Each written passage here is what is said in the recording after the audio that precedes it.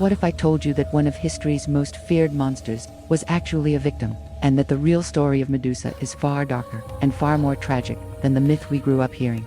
Welcome back to Chronoclips, where we uncover the hidden stories behind history's most legendary figures, myths, and mysteries. Today, we're diving into the heartbreaking truth behind Medusa, the woman whose gaze could turn anyone to stone, but whose real story reveals betrayal, power, and injustice. Most people know Medusa as the snake-haired monster slain by Perseus, but very few know who she truly was before the curse, why she became a monster at all, and what her story says about ancient Greek society. Let us pull back the curtain on a myth that has been misunderstood for thousands of years. Medusa wasn't born a monster. She began as a beautiful priestess in the temple of Athena, devoted, pure, loyal. In some versions, she was known for her extraordinary beauty, especially her long, flowing hair. But that beauty would become the reason for her downfall. According to one of the most powerful versions of the myth, Medusa was assaulted by Poseidon inside Athena's sacred temple. Instead of punishing the god, Athena punished Medusa. She transformed her into the creature we know today, hair replaced with venomous snakes, eyes that turned anyone who gazed at her into stone,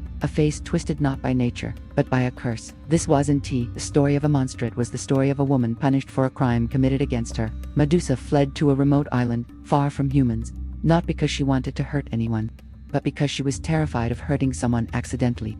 She lived a life of isolation, fear, and tragedy, a victim turned into a symbol of terror. And then came Perseus. King Pallades wanted Medusa dead, so he sent the young hero Perseus on an impossible mission: bring back her head, with help from Athena and Hermes. Perseus used a mirrored shield so he wouldn't look directly at her. He approached the sleeping Medusa, and in a single moment, cut off her head. But here's the twist. Even in death, Medusa's power didn't end.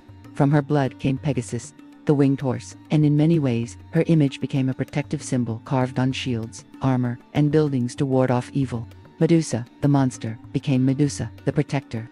Historians and mythologists today believe Medusa represents the fear of powerful women, the consequences of victim blaming, the transformation of trauma into strength, and the complicated relationships between gods and mortals. She wasn't just a monster, she was a woman, rewritten by history. So the next time you see Medusa's stone-cold glare, remember, beneath the snakes and the curse was a woman whose story still echoes today. If you love exploring hidden truths, legends, and mythologies like this, don't forget to like, comment, and subscribe to Chronoclips. Tell me in the comments, which mythological figure should I cover next? Pandora, Hades, the Minotaur. See you in the next one, where history, myths, and mysteries come alive.